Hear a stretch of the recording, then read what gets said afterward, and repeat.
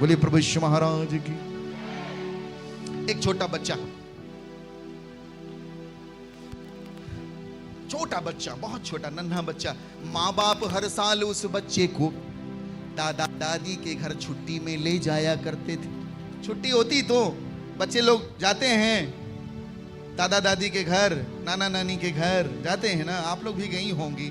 वो बच्चा, छोटा बच्चा दादा दादी के घर जाता था और जब 9 साल का हो गया तो 9 बार गया, देख लिया, जान लिया। बाप से कहता है एक दिन, पापा अब मैं अकेला जाऊंगा दादा दादी के घर, मुझे मालूम है रास्ता मैंने जान लिया है। बाप ने कहा कैसी बात कर रहा है? नहीं नहीं मैं जाऊंगा मैं अकेले जाऊंगा। नहीं नहीं नहीं बेटा नहीं जा सकते, क्या बात कर रहे? नहीं नहीं मैं जाऊंगा, चाहे कुछ हो जाए, जमीन में लौटने लगा हूं, जाऊंगा। अच्छा बाप ने कहा ठीक है बेटा चलो, कुछ हिदायत, कुछ नियम कानून, कुछ सिद्धांतों का पालन करके जा सकते हो। क्या है? सीट में बैठना है, उतरना चढ़ना नहीं, यहां वहां नहीं जाना, वहीं बैठे रहना। अच्छा ठीक है। टिकट कटवाई गई, नियम कानून बताए गए, बैठाया बाप ने जाकर उसको स्लीपर में। बाप ने कहा बेटा खिड़की से इधर उधर मत झांकना और हाथ बाहर मत निकालना और यहां वहां बिल्कुल मत भागना, शांति से वहीं बैठे रहना। बच्चा बोलता है आप मुझे न सिखाओ, मुझे पता है, मैं इतने बार गया हूं, जानता हूं, आप जाओ आप। बाप जाने लग गया, अपने जेब से लिफाफा निकाला, बोले बेटा देख तेरे को तू अकेला जा रहा है, डर लगेगा, तू एक काम करना, कुछ परेशानी आती है ये लिफाफा खोल लेना। ठीक है। बाप ने लिफाफा दिया, बच्चे ने जेब में रख लिया। बाप बाहर निकला, फिर खिड़की के सामने खड़े होकर बोलता है बेटा यहां वहां मत। पापा आप चुप हो जाओ, मैं जानता हूं। खैर सीटी बजी ट्रेन की, पापा ने हाथ हिलाया, ट्रेन चलने लगी, ट्रेन चलती गई। अब जब ट्रेन चलती गई, पुराने लोग उतरते, नए लोग चढ़ते, सबके साथ कोई ना कोई था। बच्चे को अकेलापन लगने लगा, बड़ा घबराया, अजीब सा लगने लगा, अकेलापन लगा।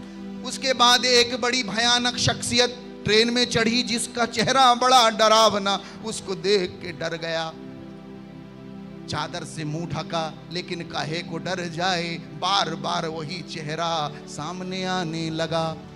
थर थर कांपे जाए, भड़भड़ाए, दिल की धड़कन तेज हो गई।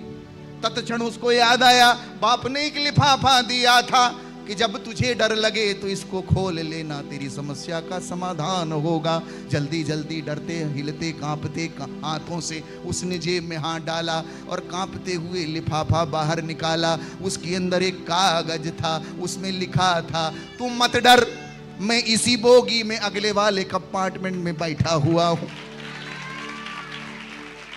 ये पढ़ते ही सारा डर काफूर हो गया, मैं उछल पड़ा, मेरा बाप यहीं बैठा है। आहा, ऐसे ही एक पत्र हमारे बाप ने लिखा है,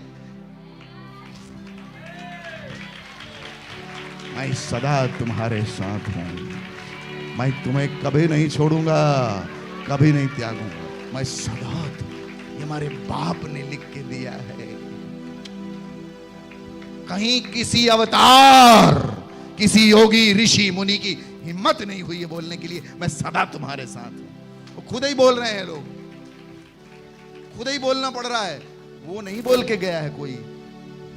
साईं बाबा ने कहा सबका मालिक एक है, ये नहीं बोले कि मैं सदा तुम्हारे साथ हूं, ना ना ना ना, हो ही नहीं सकता ये।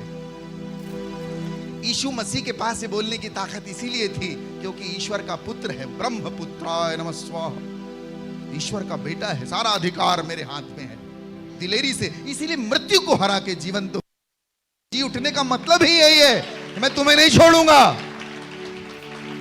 मैंने उसको हरा दिया है जिससे आदमी डरता है, इसलिए मत डर, मैं तेरे साथ हूं। प्रमाणिक है, सत्य है। हालेलुया। बोलिए प्रभु यीशु महाराज की, परम पिता की। तो कल्पना नहीं है, और कल्पना होती तो साधु खड़ा होकर साक्षी ना देता।